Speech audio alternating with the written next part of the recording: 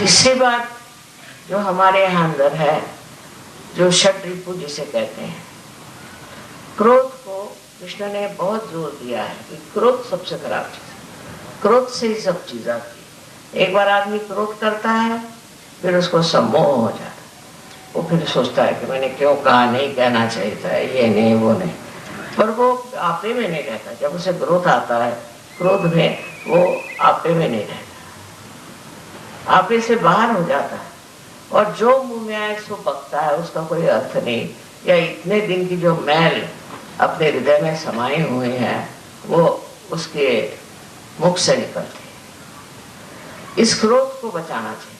ये किस लिए क्रोध आता है, इधर का चित्त दिया जाए कि हम क्यों क्रोध करते हैं। फिर कुछ लोग हैं वो व्यक्ति मात्र से करते हैं, कोई एक समाज मात्र से करता है, इस तरह से अनेक तरह से लोग क्रोध को करते हैं।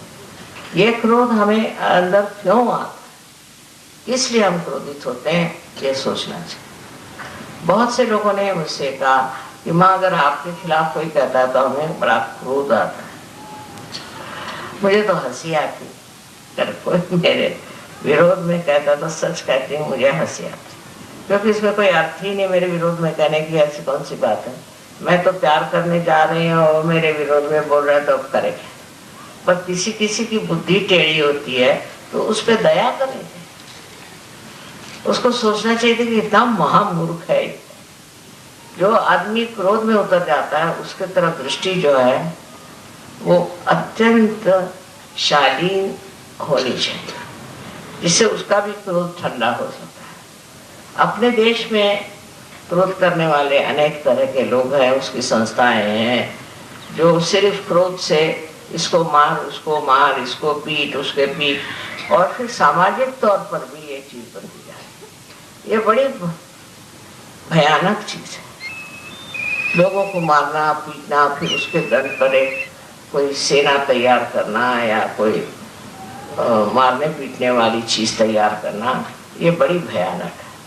हालांकि अगर अपने संरक्षण के लिए कोई आदमी ऐसी चीज रखता है तो उसमें इतना हर्ज नहीं, पर तो भी अगर वो परमात्मा का भक्त है तो उसको कोई जरूरत नहीं। ऐसा आदमी हमेशा संरक्षण, जिसको अंदर श्री महादेव का वास है, उनको कौन हाथ लगा सकता है, उनको कौन नष्ट कर सकता है। कुछ भी करो, कितना भी उनको सताओ, तो भी वो इंसान नष्ट नहीं, लेकिन जो उनको सताएंगे वही नष्ट हो जाए।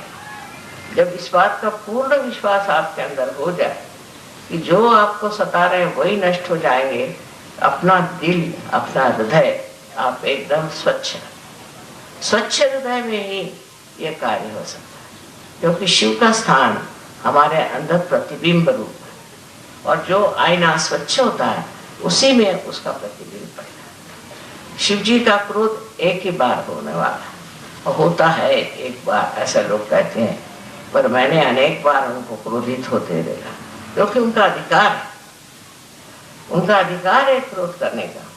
अगर कोई आदिशक्ति के विरोध में कार्य करता है तो शिव जी का हाथ बड़ा लंबा है, कुछ भी करो वो मानते नहीं, वो ठिकाना ही कर देते हैं, क्योंकि वो जानते हैं कि आदिशक्ति जो है वो तो कुछ नहीं करेगी, वो तो किसी को दंडित नहीं करेगी, वो सबको माफ कर देगी। तब उनका हाथ इतना लंबा है कि जिसकी कोई हद नहीं, और जब वो हाथ चलता है तो फिर कोई नहीं रोक सकता। उनसे आगे कौन बोले, उनके आगे भी मर्यादाएं हैं जिसको आप उठा नहीं सकते, बढ़ा नहीं सकते। इस तरह से आपको समझना चाहिए कि अपने वैयक्तिक जीवन में सहयोग में आपको शिव जी का ही अनुसरण करना है, क्योंकि नहीं करोगे तो पहली चीज है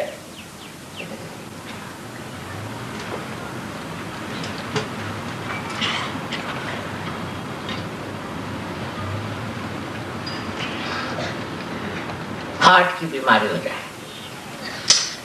ये पहली चीज है, हार्ट की बीमारी हो जाए।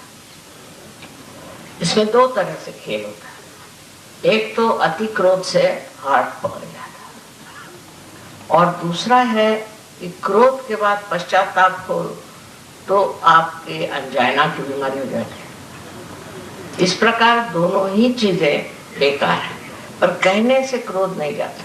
ये तो एक शराब जैसी चीज है, आदत हो जाती क्रोध करने की, उसी में मजा आता है, बस मुंह फूलने लग जाएगा और गुस्सा आने लग जाएगा, आप उसको कंट्रोल नहीं कर पाए। तो मैंने ये सोचा कि अगर शीशे के सामने बैठ के आप क्रोध करें अपने ऊपर, अपने को दो चार सुनाएं और शीशे के सामने बैठ के ये कहें कि मेरे जैसा महामूर्ख कोई नहीं, तब ये क्रोध शायद ठंडा हो जाए। ये भी मैं शायद ही कह रही हूँ, क्योंकि कभी कभी ये समस्याएं इतनी उलझी होती हैं कि उसको सुलझाना बहुत मुश्किल है। आगे चल के देखा गया है कि जितना हम किसी चीज पर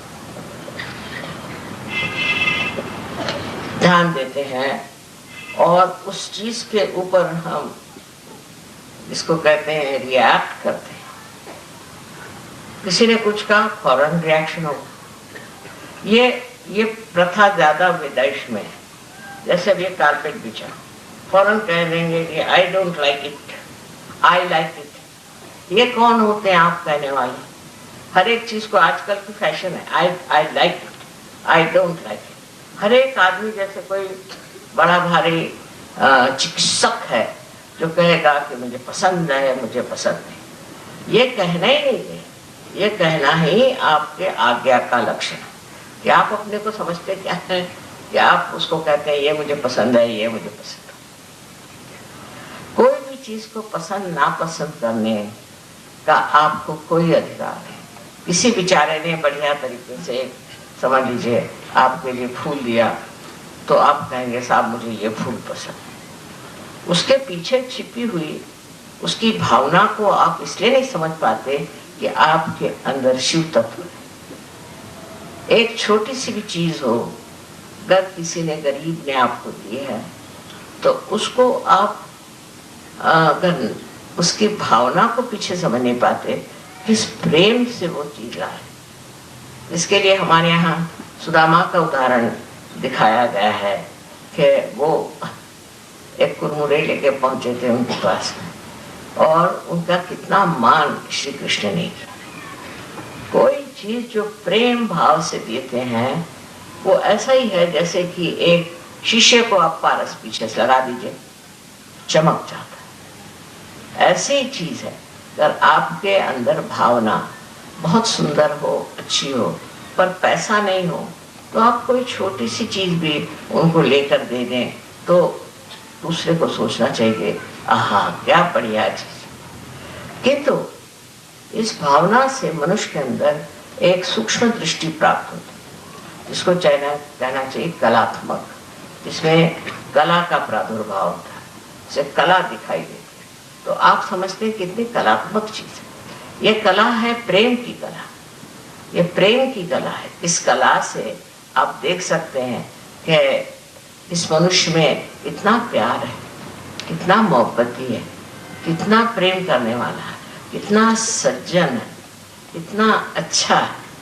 जब आप ये चीज देखना शुरू करेंगे तब आपकी नजर अपने ऊपर जाएगी और आप ये सोचेंगे कि मैं क्या हूं, मुझ में इतना प्यार है, मुझ में ये सज्जनता है, मुझ में ये अच्छाइयां हैं कि मैं ऊपरी जबानी जमा खर्च कर लूं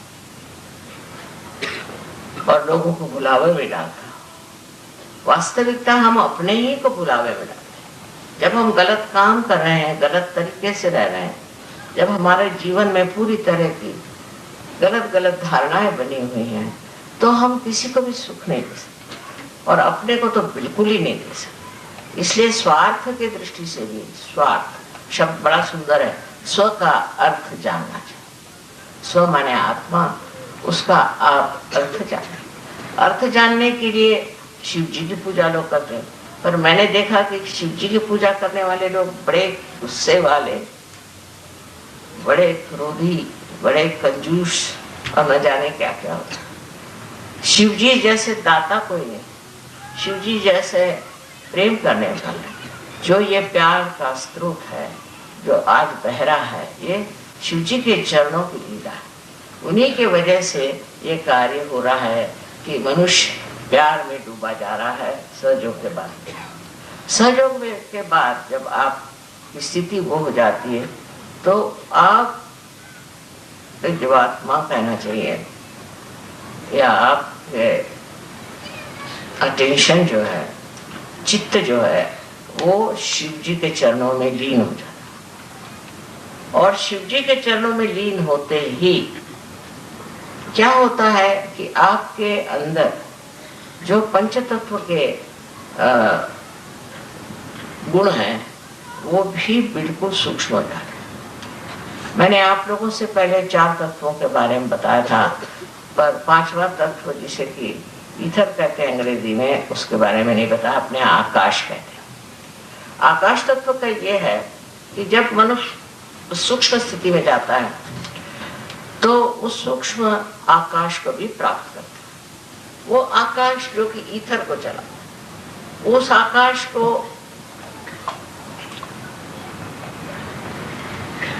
चलायमान भी करने की जरूरत है। अगर किसी को कोई तकलीफ होती है, कोई परेशानी होती है, तो वो सब जगह व्याप्त, हर जगह वो आकाश तत्व जो तत्व होना चाहिए व्याप्त, फौरन आपका असर वहां पहुंच जाता है जहां जरूरत होती है। बड़े कमाल की बात पर होता है और हुआ है, और इसी को लोग चमत्कार कहें, पर ऐसी बात नहीं। सहयोग में अगर आप शिव तत्व में जागरूक हो जाए तो आपके अंदर के जितने सूक्ष्म सूक्ष्मतर जो भाव हैं और जो स्थिति है वो जागृत हो जाती है। इसलिए चाहिए कि हम लोग पहले अपने दिल को साफ